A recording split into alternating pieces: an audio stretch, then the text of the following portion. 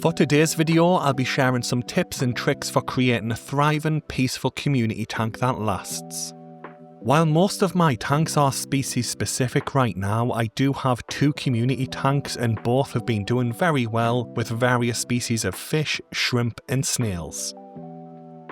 So I want to start with tank size, and the general advice you'll often hear is that the bigger the better when it comes to your tank size for a community tank, and while that is true, in a lot of cases it's not a strict rule. I've had my 160 litre or 40 US gallon community tank coming up to 2 years now, and the longer that I keep it, the more that I enjoy it and learn from it. This really is an excellent size for a community tank, but a lot of people are limited on space and smaller tanks can work perfectly well too. For example, I previously had a 110 litre or 29 US gallon community tank and it did really well, and a lot of the fish from that tank have been upgraded to my 40 gallon tank to give them more space. My newest community tank is far smaller, coming in at 45 litres or 12 US gallons, showing that this can be done when you are limited on space. Now this tank is still settling in, so it looks a little rough right now, but my shrimp are busy working on the algae, and once that's under control I'll be giving the plants their first trim. At the moment this tank houses blue neocaridina shrimp, amano shrimp, a nerite snail, my ember tetras and my pygmy corydoras. The key with this smaller tank is that I've chosen smaller fish to avoid any issues with space. I've also tried to select species that naturally stay in different parts of the water column, with my pygmy corydoras staying in the bottom third of the tank and my ember tetras usually being around the middle so they don't compete for space in this small tank. But when settling on the perfect tank size for your specific community tank, the most important factor is the species with the largest space requirements. Now it is worth clarifying this because it can be a little confusing, but some small fish actually need more room than larger ones due to their higher activity levels. A good example of this is rummy-nosed tetras and pearl gourami. Rummy-nosed tetras only grow to around 2 inches in size, while pearl gourami can reach around 5 inches, but they both have the same minimum tank size recommendation. That's because the rummy-nosed tetras are far more active than the pearl gourami with their slower, more graceful swim style. If you are new to the hobby and wondering where you can find tank size recommendations for different species, I personally start with Seriously Fish for the minimum guidelines and then cross-check that with AquAdvisor, and I link to both in the video description. But the main takeaway for this section is that you always choose at least the minimum tank size recommendation for the species of fish that requires the most space in your tank, and then you can use a stocking calculator like AquAdvisor to see what else you can get in there. And don't forget to make the most of the different layers in your water column, because bottom dwellers like corydoras can get more colour and movement in there without competing with the mid and top dwelling fish. Next up is tank shape, and for most community tanks a standard rectangular tank is going to be the best choice for most people. It just provides more horizontal swim space for your fish, but also makes it a lot easier to create effective sight breaks and hiding spots. Other shapes like cubes, hexagons and corner tanks can still work, but they are generally going to be better suited for invertebrate focused community tanks rather than fish species. Moving on, and we get to tank setup, or how you should actually try to arrange the inside of your aquarium, and I honestly think that this can make or break a standard community tank. Now you don't need as many hiding spots and sight breaks as I have in my tanks. I just really like aquatic plants, and that is one of the main focuses of the hobby for me, so I add a lot of plants. But it is important to note that plants serve as great hiding spaces for your fish to escape to when they get stressed or scared. In my personal experience, it's usually not aggression between different species in your community tank either. It's often the dominant male chasing females to breed, or chasing weaker males to establish the dominance hierarchy in the tank. So having hiding spots in your tank can make a big difference in keeping everything calm and peaceful. On top of that, some species of popular fish just naturally prefer having cover in their aquarium. My honey gourami are an excellent example of this, because I'd guess they spend around half of the day tucked away in hiding spots by choice because they are from the anabantoid family of fish and it's just something they do a lot. Breeding activity can also stress some fish, so they'll retreat into the plant cover until things calm down in your community tank. A good example of this one is my harlequin rasboras and my corydoras last year, who bred almost non-stop for about 4 or 5 months, and the extra activity in the tank really stressed out my neon tetras and cardinal tetras. Thankfully, because it's so heavily planted in this tank, once it got too much for them, they'd just slip off into the plant cover and then they'd come back out once things calmed down later. If you are new to the planted tank side of the hobby, broadleaf plants which are easy to keep, such as Anubias or some Echinodoros species, can work perfectly well for creating hiding spots and sight breaks. Just remember that Anubias should be attached to the hardscape like rocks or driftwood and not planted in the substrate, but Echinodoros plants get planted into the substrate.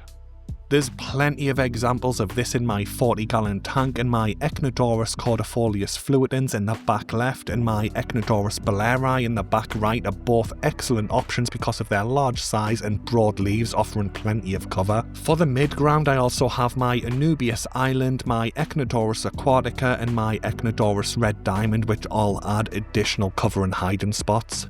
But there really are countless other plants in the hobby that work perfectly well for hiding spots and sight breaks, and rocks, driftwood and even aquarium decorations can also work well too. Moving on, and we get to water parameters, and different species in the hobby often come with very different water parameter requirements, so choosing fish with overlapping requirements makes things far easier. A lot of people mainly focus on pH for this one, but water hardness and water temperature can be just as important. Matching the fish species in your community tank with the water parameters that come out of your tap is usually the best approach for a lot of people because it keeps things as simple and easy as possible. My tap water is soft and slightly acidic, so I tend to keep fish species from South America and Southeast Asia which prefer these water parameters. On the other hand, if your tap water is quite hard and alkaline, then keeping live bearers can be a good option. I do know some people who aim for a middle ground and will intentionally add things to their tank to try and get their pH to stay around 7.0 with a moderate water hardness, and this makes it suitable for both sides of the fish species. While this can work, I personally do think it's an intermediate approach and I wouldn't recommend it for beginners, because a lot of beginners don't have test kits and you really need to stay on top of things with your tank if you're tweaking things. If you are new to the hobby, the easiest option is to pick the species you want to keep in your community tank and then research their requirements. Two excellent resources that I use on a regular basis are Aquadiction and Seriously Fish, and I link to both of them in the video description. They both have massive databases of different fish species, going over a lot of care requirements for them so you can offer the best care possible.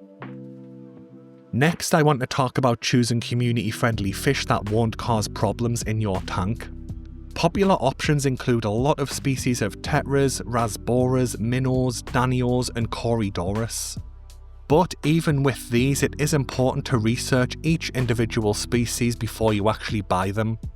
This not only confirms the specific water parameter requirements that they have, but it can also give you an insight into their behaviour and if they will be calm and peaceful in your tank or aggressive.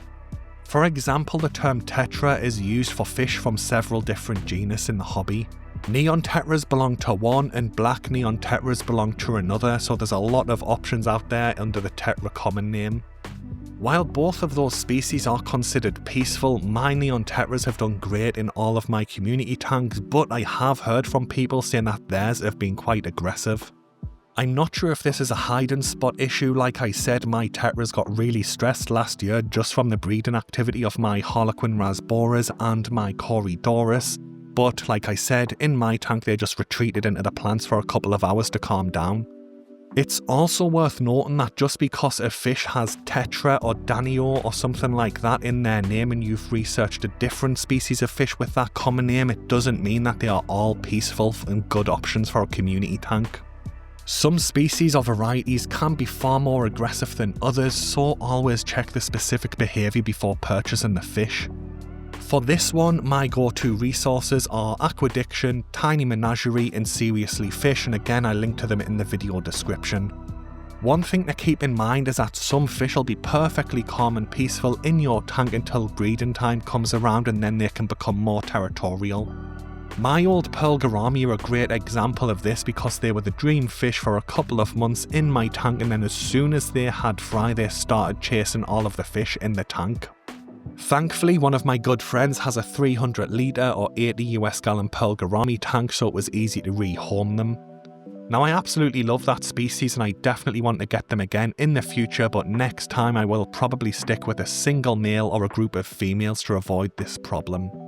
Another challenge with this one is that a lot of fish in the hobby are sold as juveniles, so it can be more difficult to tell males from females. You can research everything perfectly and still end up with too many males of one shoreline species, or accidentally bring home a male that was sold as a female for a centerpiece fish or something like that and start aggression issues in your tank. This is one of the reasons I usually recommend getting your fish from a local aquatic shop if possible. If you buy your fish locally, you can usually return healthy fish without issue if you run into stocking issues like that, but this is a lot more difficult if you get your fish online. Next up is stocking levels, and there's a lot of factors to think about with this one. At the end of the day, it comes down to what you want your tank to look like and how much you're willing to manage. One free tool that I use on a regular basis is aquadvisor, and again it's linked in the video description. It allows you to enter your tank dimensions into the tool and then add different species of fish as well as how many of them you want to keep, and it'll give you a stocking score for that specific setup. Now some people do feel that it leans towards understocking as a safety net, but this kind of tool is used by a lot of beginners, so that's actually a good thing. Personally, I use the 100% mark on the stocking score as an upper limit and not as a target to reach with my stocking in a community tank. It's important to remember that the more fish you add to your community tank, the higher the bioload's going to be, which often means more filtration may be required. Plus, your tank isn't just an empty glass box with the dimensions you put into aquadvisor. The substrate, hardscape and plants take up a surprisingly large amount of space. But if you're sticking with well-known community-friendly species that have been kept in community tanks for decades, I do think you can go closer to the 100% stocking guideline without issue. As I mentioned earlier, another thing is to try and take advantage of different species of fish which naturally occupy different levels of the aquarium water column. For example, with mine, corydoras on the bottom layer, neon tetras in the low to mid section, and harlequin rasboras towards the middle and top. This spreads your fish out and reduces competition for space and makes the tank look more balanced in my opinion. Moving on, and we get to feeding time, because in a community tank it often takes a little bit more planning than in a species specific tank. This is because you're feeding multiple species of fish at the same time that can often act very differently to each other. A good example of this is my harlequin rasboras, which are very bold eaters and they'll rush to any food I add to the tank straight away. But their rapid movements often startle my honey gourami and tetras, which will tend to stay away from the initial food added to the tank because the harlequin rasboras are on it instantly. To work around this, I usually add the first batch of food to one side of the tank so the rasboras get on it, and then I'll add the second batch of food on the opposite side so my more timid fish can eat in peace. Then we have my corydoras, my Siamese algae eater and my shrimp to consider. Because the mid-level fish eat so much in this tank, very little food can make it down to the bottom.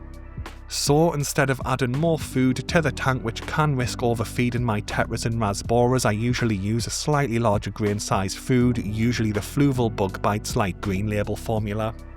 In my experience, a slightly larger grain size makes it difficult for my rasboras and tetras to eat it, so more of it sinks to the bottom where my corydoras and Siamese algae eater can eat. Then once they are happy, I usually add an algae wafer or some food granules directly into the Java fern for my shrimp. So just to quickly wrap things up, this isn't the only way to build a thriving community tank, but following as many of these points as you can will increase the chances of you having an aggression-free, thriving community tank. Although I have been leaning more towards species-specific tanks recently, since I got my pygmy corydoras, I have been thinking of more nano community tanks moving forward because my pygmy cories are just so cute and fun to watch. Anyway guys, that brings the video to an end. Thanks for watching, I hope it's been helpful and good luck with your community tank setups.